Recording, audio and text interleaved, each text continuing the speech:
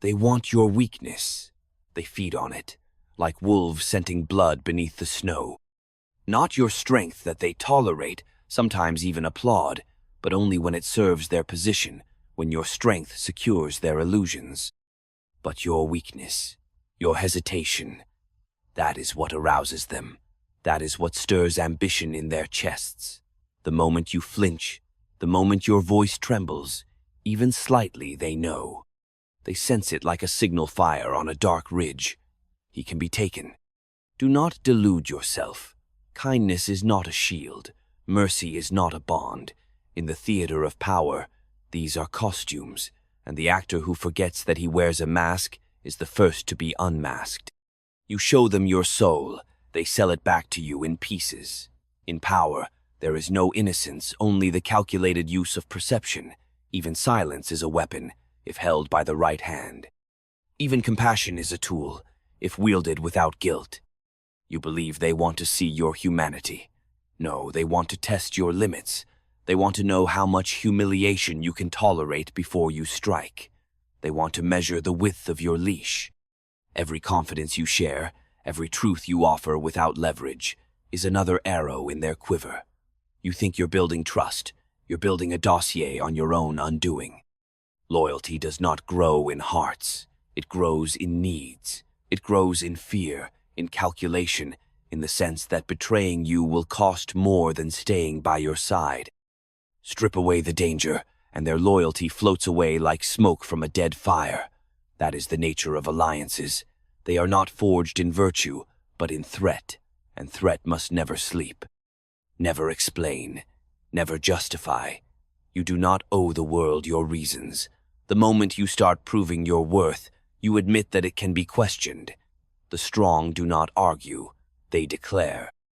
They do not hope to be understood. They command understanding by the presence they project, a presence crafted not from noise, but from restraint, mystery, and consequence. The people do not follow the kind. They follow the cold, the composed, the dangerous. They do not know why. Instinct tells them. The animal in them recognizes something ancient. The man who does not flinch, the man who can smile while sharpening the knife, that man he survives. And survival is the only legacy the world respects.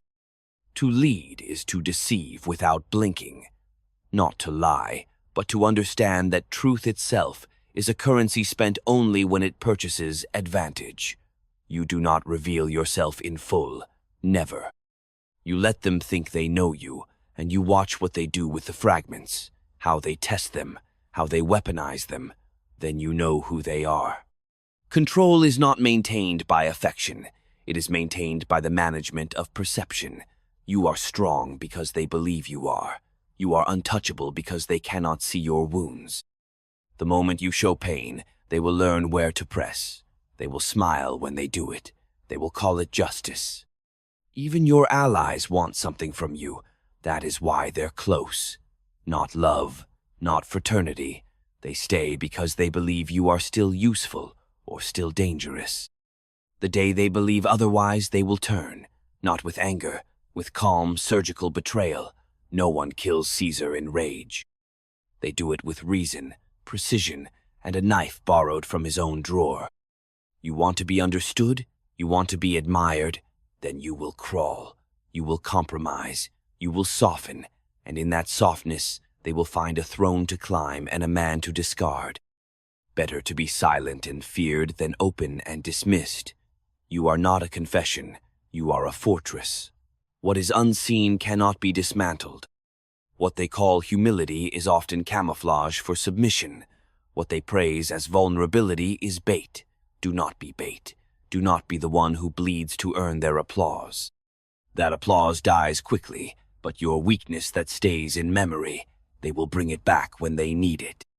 They will whisper it behind closed doors, share it over wine, smile as they quote you to your enemies.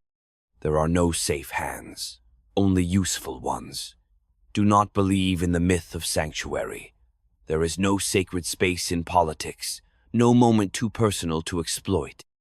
They will dress your agony in noble language, call it sacrifice, call it duty, and then ask you to endure more. And when you break, They will say you were never strong to begin with. So break in silence.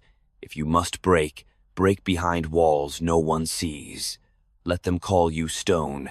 Let them say you feel nothing. It is better than letting them see you ache. Pain is not your offering. It is your enemy. Master it, or it will become your reputation. You want power? Then you must stop wanting to be loved. You must kill that hunger. You must replace it with the cold fire of necessity. You lead not to be admired, but to be obeyed. You do not govern with sentiment. You govern with consequence. Let your name evoke hesitation. Let your gaze be enough to silence a room. Because they want your weakness. Never show it, not to your friends, not to your enemies, not even to yourself. Bury it beneath the throne. Lock it behind the smile. Let it starve. And if it cries, do not answer. Because once they see it, even once, they will never forget it, and you will never be free of it again. They will not forgive you for showing strength, but they will never forget when you show weakness. Strength intimidates, but weakness licenses aggression.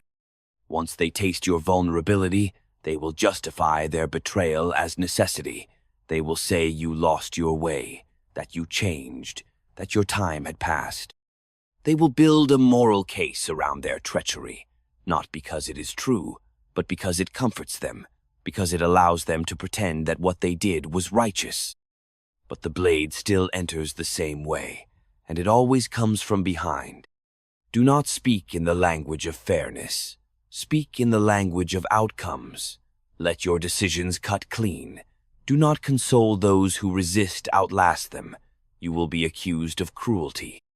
That is the tax of clarity. But never mistake noise for judgment. Their outrage is not moral. It is political.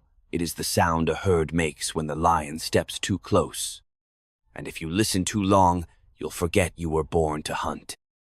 Nothing is sacred when the stakes are power. Not promises, not friendships, not even blood. Sentimentality is the veil that blinds the ruler before he falls. They will cry for your fall as they orchestrate it. They will mourn you publicly while feeding your successors the script. And history will not correct the lie. It will echo it, polish it, and feed it to the next man who thinks principle alone is a shield. You must learn to operate with masks within masks, to smile while calculating exits, to nod while you prepare alternatives, to listen as though learning while actually measuring loyalty. This is not deception, it is discipline. The ruler who shows all his cards invites the game to destroy him. The state is not protected by sincerity, it is protected by discretion and timing. Even your principles must be flexible if they are to survive contact with reality. Do not confuse your values with permanence. Values are tools, not altars. You wield them when they serve the aim. You discard them when they obstruct it. The people respect clarity more than consistency. A ruler who adapts is feared. A ruler who clings is replaced. There will come a moment when your instinct screams, to retreat, to beg, to confess. Silence it. Let it die unmourned. That moment is your crucible. It is not the betrayal that matters, it is how you respond. Panic invites more predators. Weakness multiplies once exposed. But cold resolve, that freezes the momentum, that turns the tide. The man who can stand in the storm without blinking is the one they follow, not because they love him, because they know he will stand even when the rest crumble. Because they sense that to cross him would cost too much. This is what separates power from popularity, the ability to endure being misunderstood, even hated, without losing control. They will test you, over and over, in whispers, in delays, in disobedience, disguised as incompetence. Your task is not to react, it is to notice, to remember, to catalog every name, every slight, every deviation from the line, because the day will come when you must clean the house, and on that day, mercy will only poison the roots of your authority. Punishment must be rare, but unforgettable. When you strike, strike surgically. Leave no doubt that it was deliberate. Let the others understand that hesitation is tolerated, but treachery is terminal.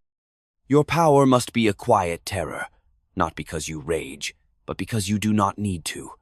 A single gesture should be enough to realign the court. That is real control. Never explain to the crowd what you've done. Let them wonder, let them speculate. Fear thrives in the unknown, and in that fear, loyalty is born. Not the love of the people that is fickle, but the fear of offending you, the fear of losing access, the fear of being on the wrong side of your silence. That fear is your throne. You will walk alone. The path of command has no equal footing. The closer they are, the more carefully you must watch. Intimacy invites betrayal. Familiarity breeds contempt, yes, but in power, it breeds calculation. They smile as friends so they can learn how to cut as enemies. Keep them close, but always across the invisible line. Make sure they know it exists, even if you never mention it. There are no clean victories. Every conquest costs something, a relationship, a belief, a piece of your former self. But those who rule without sacrifice rule briefly. If you want permanence, you must accept the price. Comfort is the enemy of command. The more comfortable you become, the softer your instincts grow. And softness, in the theater of power, is an invitation to extinction. There is no honor in being devoured, no redemption in being remembered as kind but conquered. They will write poems for you after they replace you, but they will serve the man who survives. That is the nature of politics. Not justice, but continuation. Not virtue, but stability. And stability is earned not by being fair, but by being unshakable. Resist the urge to be understood. That is the trap. The desire to be seen clearly, to be justified, is the cry of the insecure. Let them misjudge you. Let them fill the silence with their assumptions. That silence is your power, because the truth is this. Once they understand you, they will learn how to kill you. Keep them guessing, keep them off balance. Let your unpredictability be the shadow that stalks every room you enter. And when they ask, who is he really? Let the answer come not from your mouth, but from the edge of your decisions.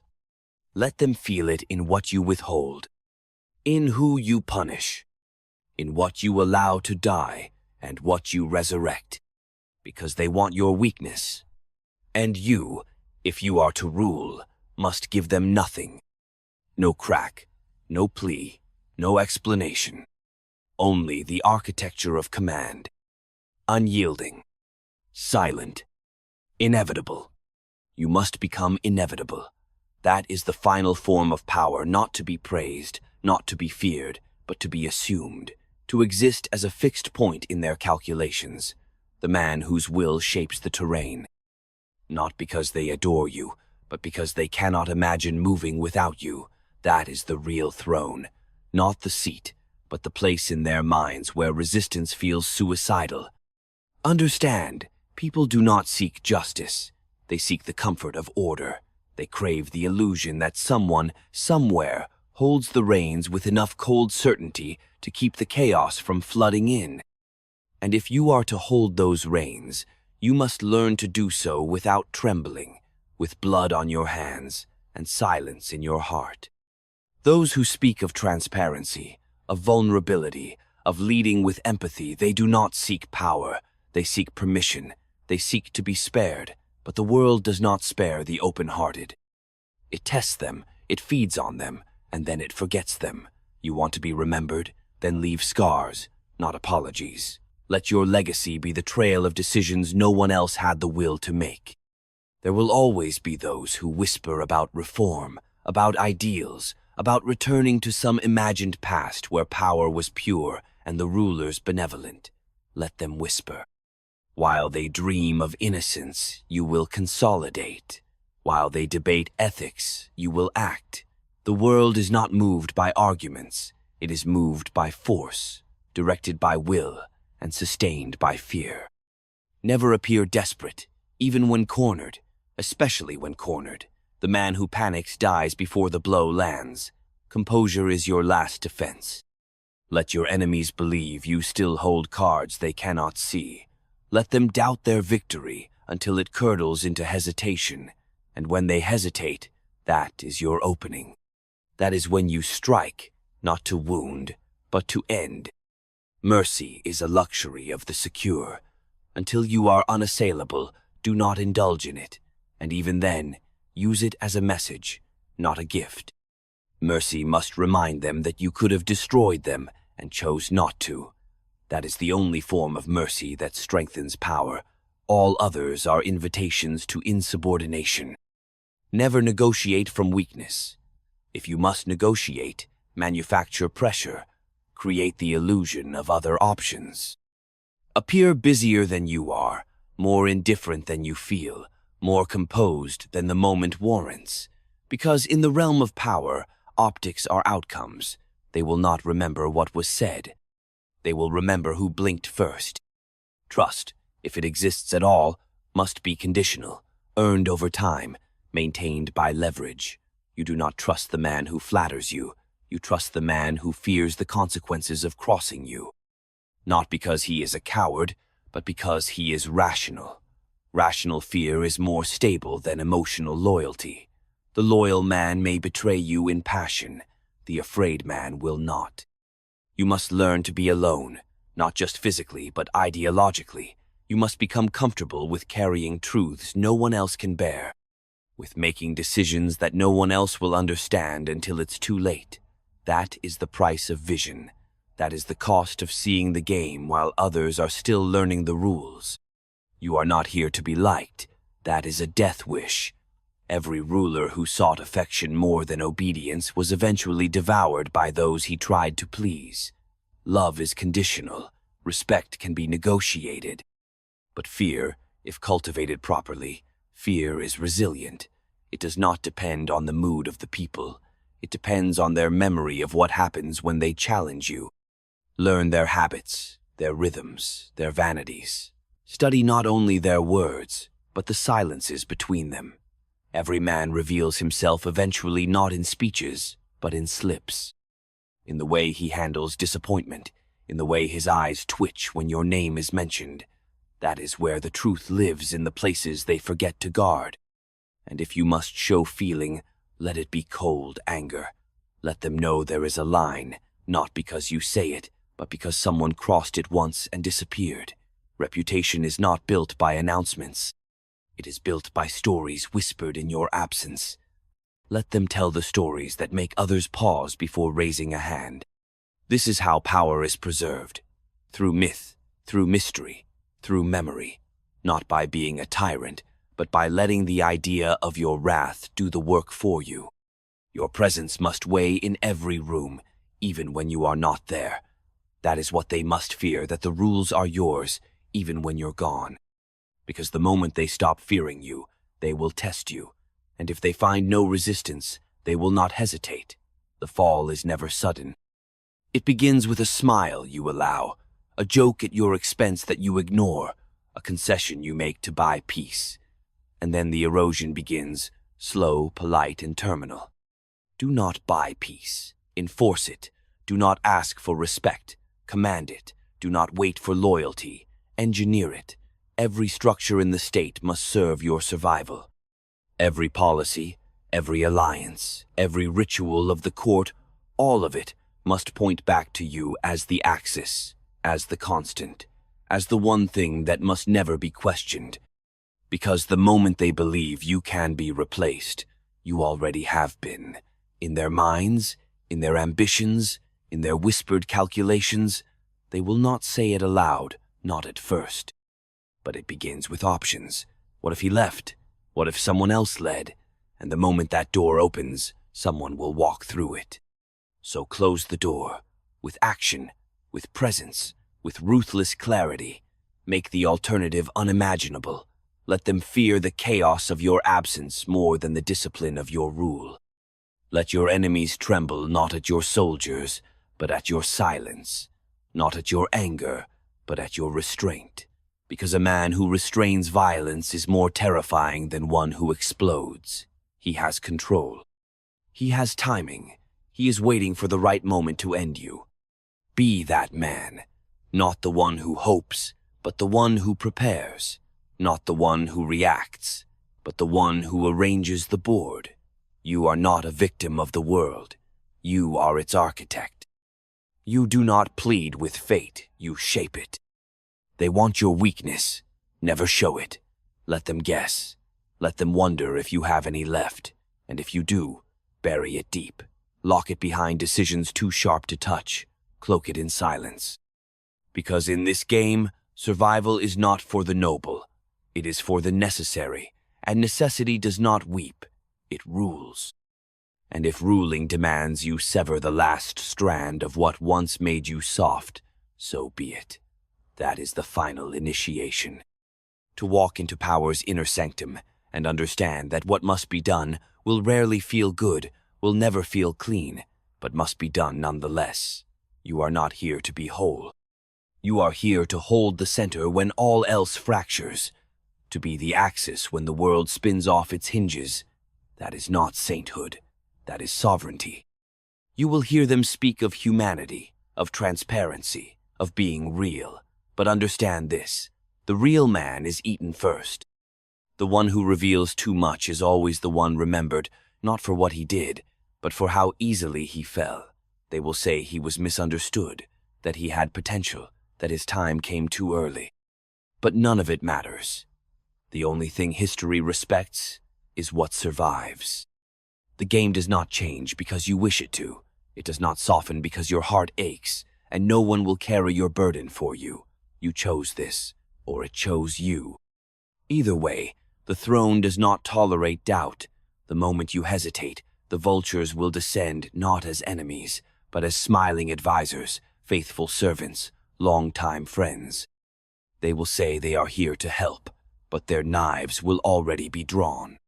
Your strength must be the kind they cannot locate. Not loud, not boastful. Silent, patient, calculated. Like deep water, like stone. Let them laugh. Let them underestimate you. That is your camouflage. Your power must unfold in stages, like a trap, never fully visible until it's too late. And when it is too late, strike without explanation. Let them drown in their confusion. Let them learn, too late, that you were never what they thought. If you are to lead, then lead without apology, command without shame. Do not ask permission to be strong. Do not shrink so they feel tall. Do not dim your fire so they feel warm. You are not the keeper of their comfort. You are the keeper of order, of vision, of power. And power once gained must be protected not with sentiment, but with resolve. They will say you changed, that you grew cold, that you lost your way. Smile at that, because they only say it when they can no longer use you. When your compliance dries up, when your favor is no longer free, they will rewrite the story to make themselves the victim. Let them. The truth is not for everyone. It is for those who understand that leadership is not a path of acceptance, it is a path of solitude. The higher you rise, the quieter it becomes. Not because there is peace, but because there is less you can reveal. Every word is a risk, every emotion a signal. And every signal an opportunity for someone. Learn to hold your tongue even when you burn inside. Learn to wait even when you are provoked. Because reaction is currency, and you must spend it only when the returns are absolute. You do not need to be the loudest voice. You need to be the last one standing. That is the measure. Not who speaks best, but who endures longest. The world listens to survivors. And survival, in this world, is not passive. It is engineered. It is defended. It is willed. You cannot will the world to be good. You can only will yourself to master it. And mastery demands sacrifice of ease, of comfort, of parts of yourself that long for softness. Those must die. They are liabilities. You cannot afford to carry them when the storm comes. And the storm always comes. Let it come. You will be ready. Because you did not waste time begging to be seen. You built walls. You trained your instincts. You learned who to trust and when to disappear. You learned that control is not about holding tighter, but about never letting anyone know where your center truly lies. That is how you survive. That is how you reign. And when they ask, years from now, how you lasted, they will not understand, because they were too eager to be open, too quick to trust, too hungry for applause. You did none of that. You kept your silence. You moved in shadows. You let your power speak in outcomes, not words. They want your weakness. That will never change. The predators will always circle. The opportunists will always smile. But you must be the man they cannot read, cannot bait, cannot break. The man who seems calm in every crisis, cold in every negotiation, clear in every decision. Because that man is feared. That man is obeyed. That man survives. And in this world, survival is the first virtue and the last truth. So this is how it ends, not in triumph, not in clarity, but in continuation. There is no final victory in power, no moment where the crown feels weightless, where the eyes stop watching, where the knives grow dull. There is only the discipline of vigilance, the endless calculus of risk, the quiet knowledge that your throne rests not on loyalty, not on law, but on your ability to remain untouchable. You will grow older. You will lose allies. You will bury your past selves again and again to remain useful to the future. But if you have done it right, you will still be standing, still feared, still necessary, not because you were loved, but because you became the thing they could not remove. This world does not honor the gentle. It does not remember the open-hearted. It remembers the ones who endured, the ones who adapted, the ones who chose silence over confession, strength over comfort, isolation over exposure. It remembers the ones who learned to kill their weakness before someone else did. And in the end, when your name is spoken, let it be spoken with calculation. Let it cause pause. Let it evoke the memory of a presence that was never fully understood, but never ignored. Let them wonder who you really were. Let them argue over your motives. Let them rewrite your methods. But let one truth remain, etched in the architecture of your rule. You never showed them weakness. And because of that, you were never theirs to destroy.